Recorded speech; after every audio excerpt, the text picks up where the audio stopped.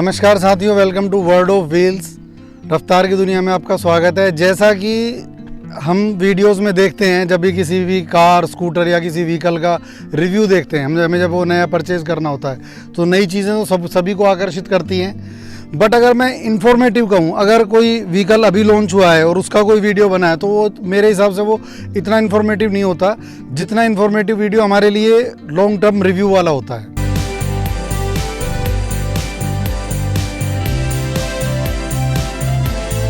तो ये है मेरा TVS एंटोर रेस एडिशन। इससे पहले मेरे पास जो स्कूटर था वो था Activa 125 BS6 DLX, top end variant था वो, और ये भी रेस एडिशन वाला टॉप एंड वेरिएंट है। तो इनमें फ़र्क क्या है और फ़र्क क्या, सबसे ज़रूरी चीज़ जो आपको मैं बताना चाहूँगा कि जो चीज़ें मैंने सोच के ये लिया था, परचेज़ किया था, जब जो मेरी एक्सपेक्टेशन थी वो फुलफ़िल इसने की हैं या नहीं की हैं, या फिर ये वीडियो इस चीज़ में आपकी बड़ी मदद करेगा कि ये किन लोगों के लिए है। तो एक एक करके हम उसी के बारे में बातें करते हैं। तो मैं बताता हूँ कि मैंने जैसे कि बताया कि मैंने जो सोच के ये स्कूटर चेंज किया था, जबकि मेरा वो स्कूटर भी सिर्फ 10,000 किलोमीटर चला था। तो मेरी एक्सपेक्टेशन क्या थी? मेरी एक्सपेक्टेशन थी पावर थोड़ी, क्योंकि हम हिल्स वगैरह पे जैसे जाते रहते हैं तो पावर आउटपुट मेरा इशू था, जो कि उसमें मुझे उतना अच्छा नहीं मिल रहा था। तो उस बात पे तो बिल्कुल खरा उतर रहा है। बहुत अच्छी पावर आउटपुट मिलती है। इवन 91 किलोमीटर पर आवर की स्पीड तक मैंने इसको भगाया है, और ये 91 के बाद भी जा रहा था, बट क्योंकि इसकी गारंटी सी ख़त्म हो गई थी, हिल रहा था, तो फिर मैंने धीरे कर दिया था। बट ओवरऑल जो अगर मैं कहूँ तो हाई स्पीड में भी स्टेबिलिटी बहुत अच्छी है। नॉर्मली अगर एक्टिवा से बात करूँ तो उससे बेटर है, क्योंकि टायर इसके चौड़े हैं, प्लस 12 इंचेस टायर हैं। बट अगर मैं जहाँ तक ग्राउंड क्लियरेंस की बात करूँ तो ग्राउंड क्लियरेंस इसका ओवरऑल कम है एक्टिवा से। अब मैं आपको बताता हूँ इसकी जो सबसे बुरी चीज़ है, इसकी आवाज़।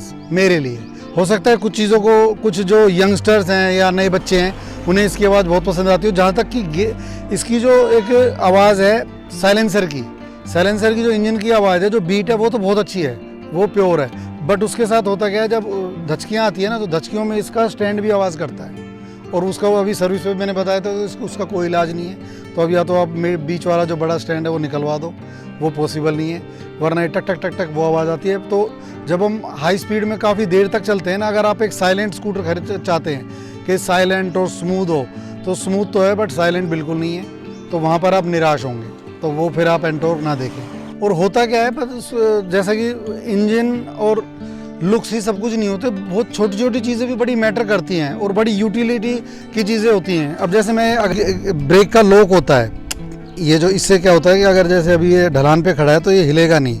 ये लॉक इसका बहुत अच्छा है, होंडा का बहुत ख़राब है, वो लगता ही नहीं है कभी। होंडा के किसी भी स्कूटर का आप लगाना चाहेंगे वो लगेगा ही नहीं, वो स्लिप होता है। इसका बहुत अच्छा है। एक्टिवा मेरा जो BS6 था, वहाँ पे यहाँ पे एक पॉकेट थी जिसमें फ़ोन्स वगैरह इजीली आ जाते थे, प्लस उसकी जो सीट एंड फ्यूल लिड थी वो यहाँ पे बटन से खुलती थी, वो भी इसमें नहीं है। इसमें हमें की के थ्रू ये सीट ओपन होती है। कल तो क्या हुआ था कि कल मैं सामान रख रहा था तो ये की मेरी सीट के अंदर ही लॉक हो गई थी। फिर मैं दूसरा स्कूटर लेके घर आया एंड उसके बाद फिर मैंने इस सीट को ओपन किया। तो ऐसा पहले होता था। अब क्योंकि हमारे पास बेसिकली जब ऑप्शंस नहीं थे तब इन चीज़ों का कोई मैटर नहीं था। अक्सर लोगों की एक्टिवा की भी अंदर रह जाती थी चाबियाँ, बट इसमें अभी वहीं का वहीं है, तो वो एक बहुत बड़ी डिसएडवांटेज है। होंडा ने हमारी आदतें ख़राब कर दी, जो इतना उसको यूज़र फ्रेंडली बना दिया था कि यहाँ पे एक बटन से हमारी फ्यूल लिड खुल जाती थी, एक बटन से हमारी सीट ओपन हो जाती थी। वो इसमें कुछ नहीं है। इसमें आपको यहाँ पे चाबी है, इससे ही खोलनी पड़ेगी, फ्यूल लिड भी और ये भी। तो ये मुझे काफ़ी बिल्कुल भी अच्छा नहीं लगा। सीट इसकी जेल वाली सीट है, बहुत अच्छी सीट है, कंफर्टेबल है। और देखो, अगर आप यंगस्टर्स हैं तो उनको तो पीछे से पकड़ना नहीं होता, आगे पकड़ना होता है, तो उनके लिए तो अच्छा है। But as a family man तो हमारे लिए थोड़ा यूज़लेस है, क्योंकि जैसे अगर एक बच्चा बिठा लिया या फिर लेडी बैठी हुई है तो उसको पीछे पकड़ने का कोई इसमें इतना अच्छा वो नहीं है, ना पीछे से कोई सपोर्ट मिलती है। तो एज ए फैमिली के साथ अगर आप चलते हैं तो ये फिर कहीं ना कहीं इसमें रिस्ट्रिक्शंस आ जाती हैं। फिर वहीं end of the day Activa वगैरह जो स्कूटर्स हैं वो आपके लिए ज़्यादा बेटर है, एक्टिवा जुपिटर जो भी आप लें। और अब आते हैं इसकी जो सबसे मुझे बुरी चीज़ लगी, वो है इसका ये स्मार्ट कनेक्ट एंड ऑल, जो ये डिस्प्ले वगैरह दिया हुआ है, यूज़लेस है। नॉर्मली जो अगर मैं एक DO की बात करूं उसमें 2-3 डिस्प्ले हैं, फ्यूल, ट्रिप मीटर, टाइम और आपका RPM भी है। इवन इसमें RPM नहीं है। इसमें हीट का है कि इंजन कितना हीट हुआ है, जो पहले एम्बेसडर वगैरह में होता था, जो कि यूजलेस फीचर है। और अगर मैं इस डिस्प्ले को रेट करूँ तो वेरी यूजलेस डिस्प्ले।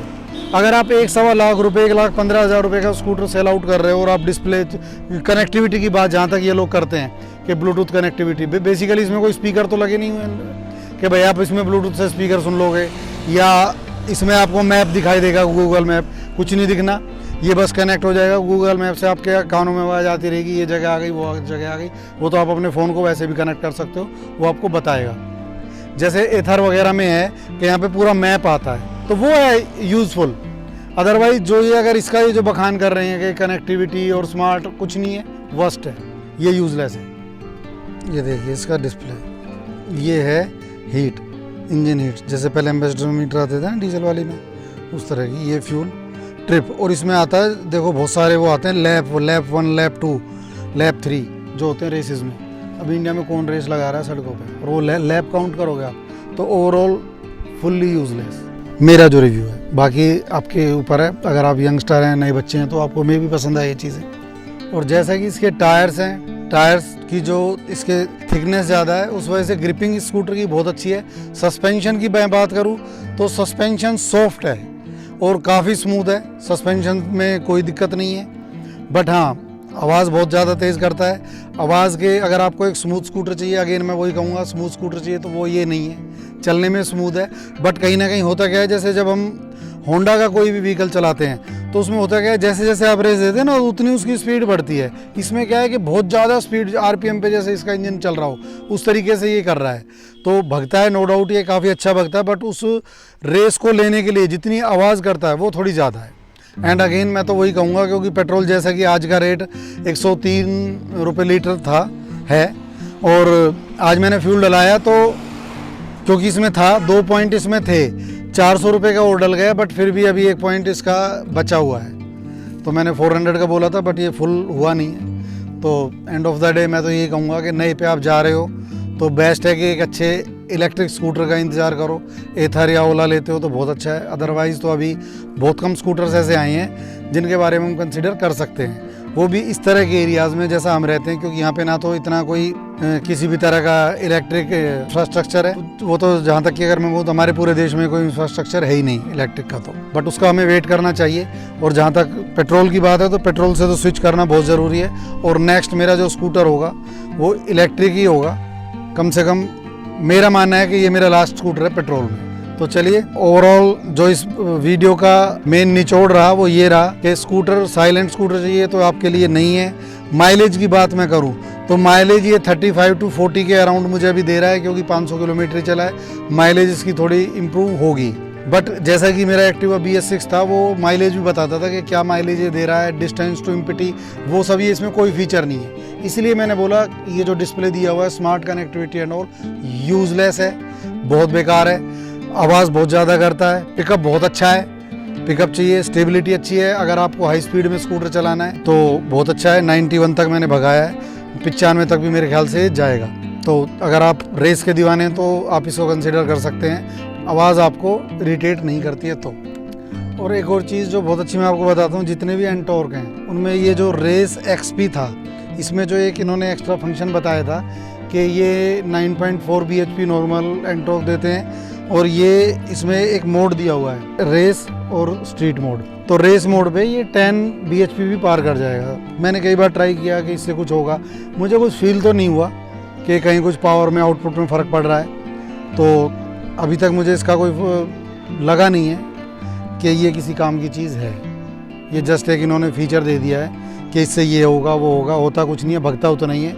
नॉर्मल मैंने स्ट्रीट मोड पे ही 90 लेके गया था मैं, और फिर मैंने ये ऑन किया तो ऐसा कुछ नहीं हुआ था कि ये इसमें अचानक जान आ गई हो, ऐसा कुछ नहीं है। तो मुझे लगता है कि ये वीडियो उन लोगों के लिए शायद काफ़ी हेल्पफुल रहेगा जो एंटॉर्क लेने के बारे में विचार कर रहे हैं। तो इसी तरह लाइक शेयर करते रहिए अगर वीडियो अच्छी लगे, और इसी तरह की जानकारियाँ पाने के लिए सब्सक्राइब ज़रूर कर लें।